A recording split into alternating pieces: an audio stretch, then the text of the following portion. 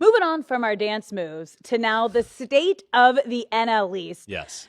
There's a lot going on in the NL East. So I want your 3 biggest takeaways, your mid-season takeaways of the NL East. What's the first one? I'm not going to put these in any order. Okay. Just kind of three takeaways I have from this crazy division. One being the Atlanta Braves. Oof. Yeah. And I'll call back on this because it's pertinent here, but I predicted the Braves to be in the World Series from the National League. And I feel better about them now than I did when I said that. And it's just been a remarkable month of June for them.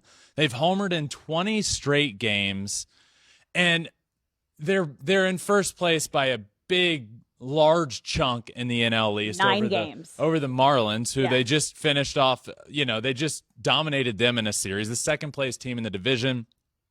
And I've just been so impressed with this Braves team and the Braves organization for what they've been doing they're the best team in baseball right now. They were number 1 in my power rankings yesterday, taking down the Rays for the first time in all year, basically. Yep.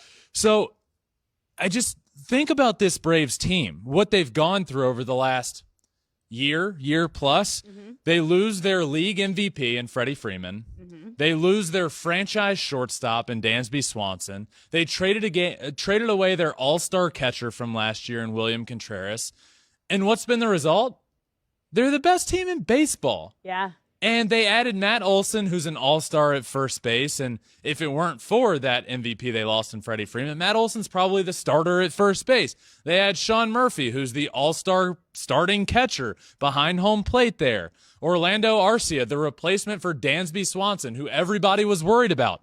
Guess who's starting at shortstop for the National League in the All-Star game? It's Orlando Arcia. The Braves hit 61 home runs in the month of June.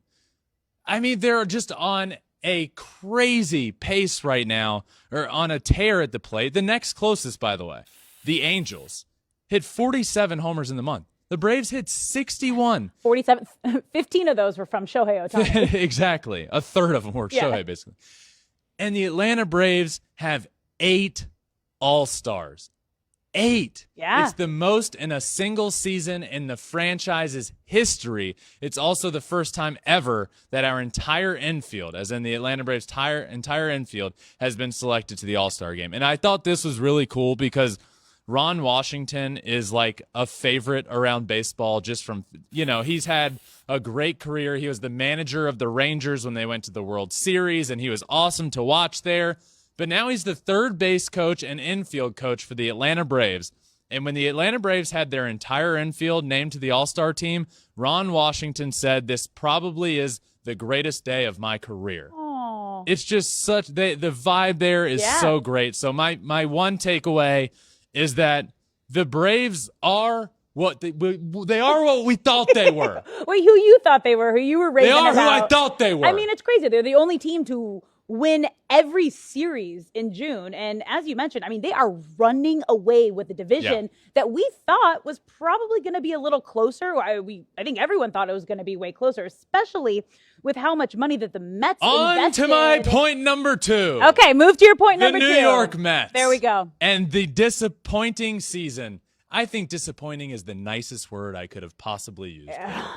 The disappointing season that the New York Mets are having. I spoke a lot about the Braves. Alex, on June 1st, the Atlanta Braves had a 3.5 game lead in the division over the New York Mets. 1 month went by, and that lead over the Mets has gone from 3.5 games to 18.5 games. It's to 19 now. I mean, it's remarkable. It's bad. And that's not just the Braves doing well. It's also the Mets not doing well. The Mets, as you mentioned, the Braves won every series in the month of June, the only team to do that. The Mets lost or tied every single series in the month of June. You can't do that with the roster that they have, with the payroll that they have, with the former all-star guys that they have on that team. It's shocking. It's honestly shocking. The only All-Star for the New York Mets is Pete Alonso. Yeah. They have one. With that entire roster, they ended up with one All-Star. And that's how, I mean, it is just, it's not pretty. So we'll see. Maybe they can turn things around, but I feel like all year long the conversation has been like, it's early, they have time. I'm like right around now getting to the point where I don't halfway know through the season. Yeah. We are halfway through the season, and they are 19 games out of first place, and they are not getting better. Yeah. It's brutal. Not good. That's your final takeaway. The Marlins. The Marlins are my takeaway. What about And it? I'm going to think through this. Okay. I'm going to think through it because I don't have it in my mind well written out. But here's my thoughts with the Marlins. Are they good or are they not good? Is the question. To be or not to be? That is the question for the Marlins. I've been saying for a while now, the Marlins are extremely underrated and they deserve a ton of credit for how good they've been this year. And they really have it. They have a really good starting rotation. They have a guy that's hitting around about 400. They have a high average guy. They have Jorge Soler, all-star Jorge Soler, who can hit you 3 homers in a night at any given time.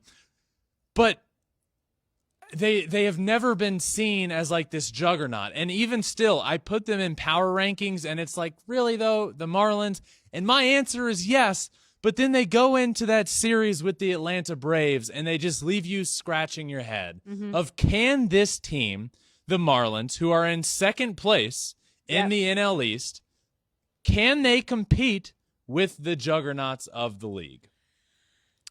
And I worry about them. I've been high on them, but seeing the way that the Braves took care of them in that series quite handily was just, it wasn't good. So for me, my takeaways are the Braves, the Mets, and with the Marlins, it's what are you? Are you good enough? I know they're good. I know they're good. Are you good enough to take down the league's elite teams? Because you can't make the playoffs if you're not. No. You can't. So they have the pieces and they have guys. They have all-stars. But yeah, I think this was a very telling series. Yeah. That just happened. I agree. Yeah, that's fair. There's just a lot going on in the NL East. And one of my takeaways is it's not the Phillies, but that's also kind of they would also be along the line of like, what are they? Like, can they hit 12 games out of first base? I mean, you got Schwarbombs going like all through June and into July, but yeah, it's one NL East take that I will stand for. What? The Nationals stink. And that is your NL East deep dives into the division.